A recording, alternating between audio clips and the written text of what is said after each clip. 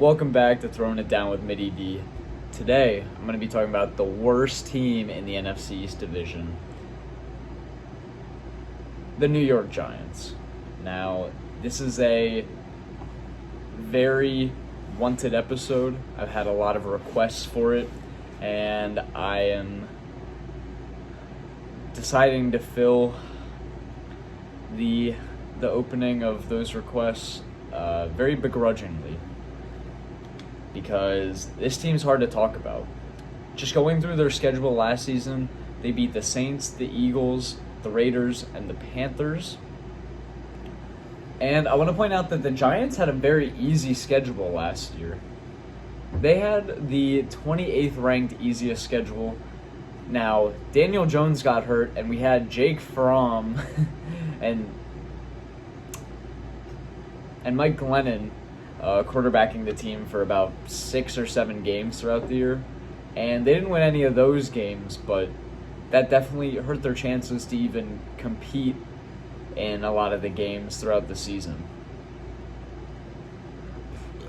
Regardless of that, the Giants really struggled with injuries to their running back Saquon and their quarterback Daniel Jones, as well as a really bad offensive line, which they addressed in the draft with their pick of Evan Neal and their other first-round pick, Kayvon Thibodeau's, hopefully going to help the defense, which is looking very sparse.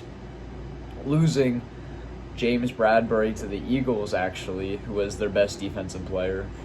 Yeah, now they just kind of have a shell. They're the only way they can even compete on defense is through teamwork. There might not be any outstanding characters on the team, so they might have to do it by committee. Unlike a lot of these other teams like the Eagles or the Saints, who have superstars and who have great coaching to match.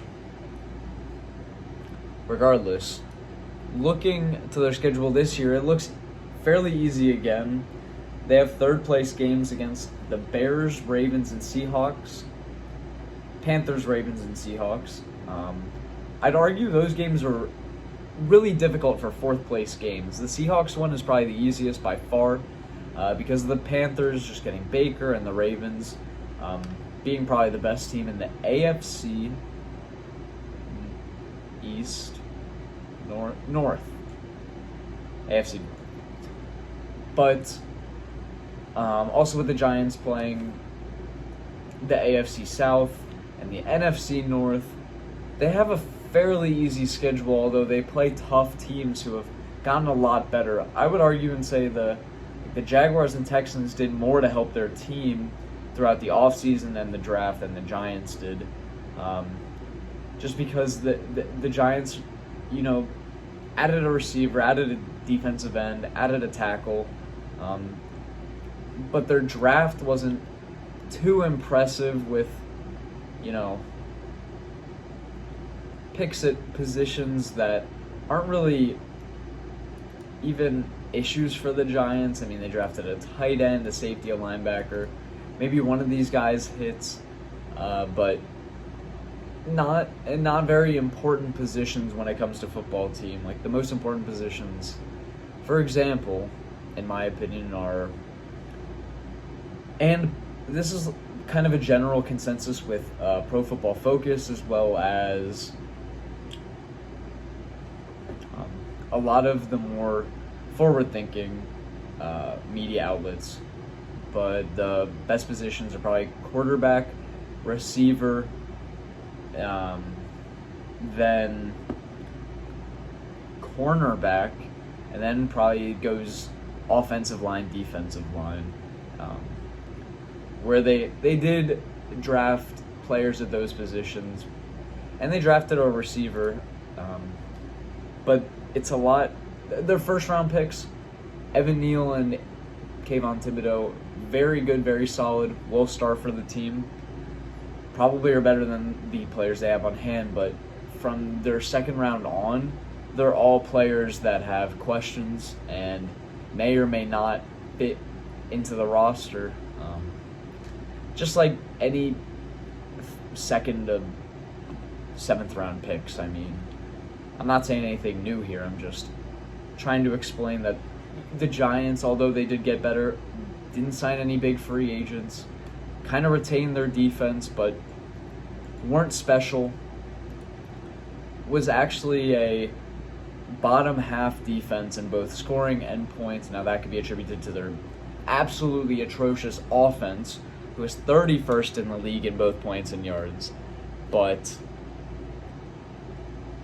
the Giants having the worst turnover total. It really doesn't help their defense when, regardless of where they're turning the ball over, when you give more offensive possessions at you're basically taking your chances of scoring on that switch those possessions from, I don't know, 30%, 40% to 0, and you're giving the other team a high percentage chance to score, regardless of where they are on the field, just because you're leaving your defense out there a lot.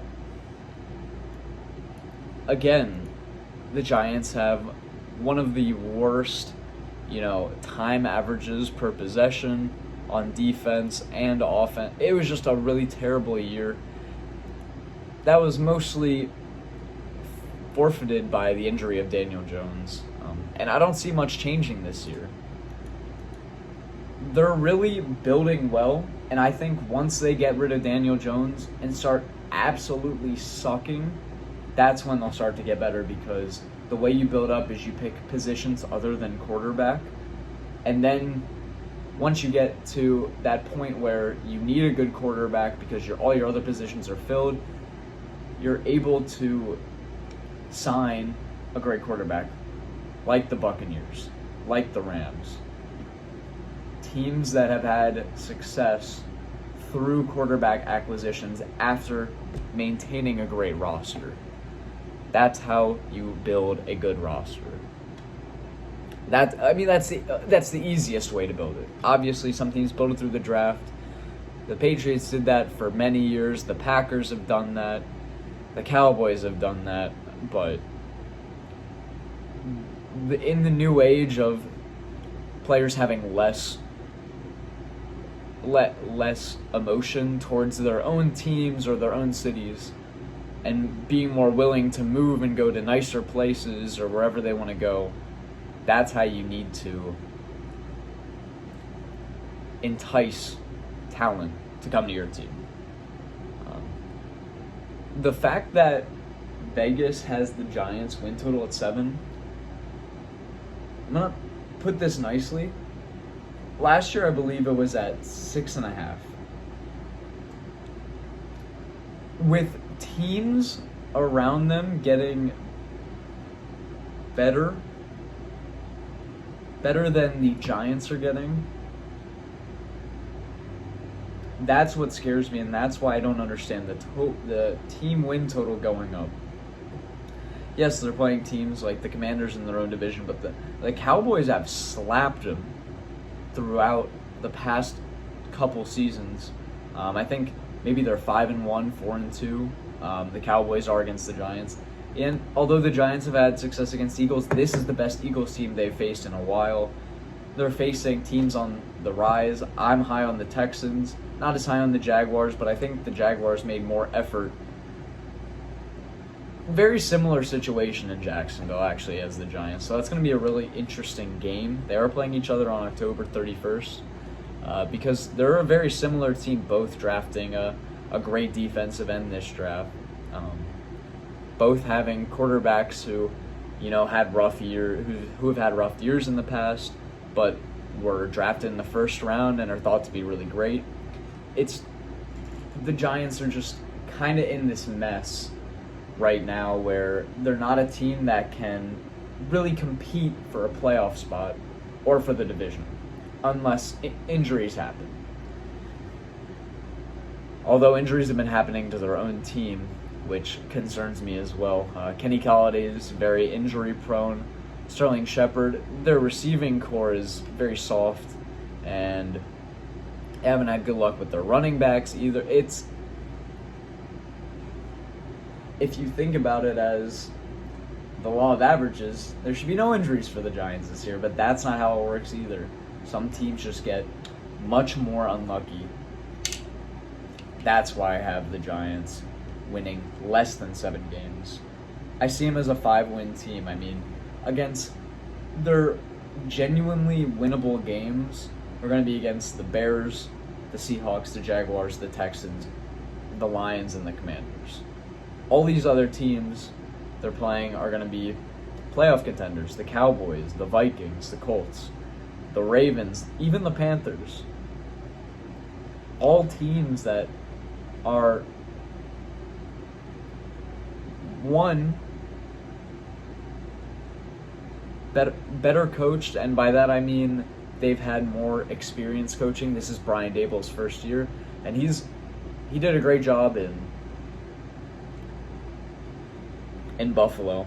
And Daniel Jones is oddly similar to Josh Allen, just worse in every way, but that's much less of the point.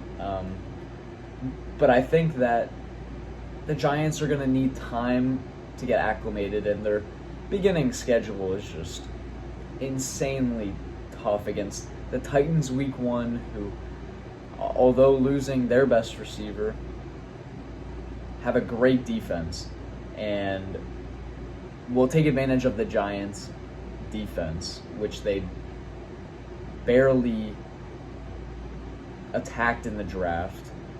They let players go. It just is not looking good for them. I could see them being in high-scoring games and having high-scoring opportunities, but besides that, I just don't see them doing well. I have them going 5-12. I think that makes sense. And it's not the Giants' fault that they're not in the position to win games. This is just how it goes sometimes. Some teams have to make these sacrifices to be great in the future.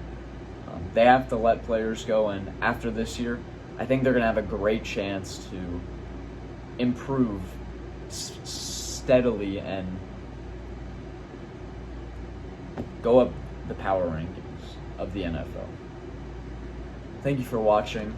Sorry for making it so long again. I don't want to do that. Next might be my final video, just because I have a couple other things in my life that I have going on, and sadly won't be able to make these videos anymore. But next I'll be talking about a special team from the AFC North. Yeah. And I'll hope you'll be around to listen. Thanks. Bye.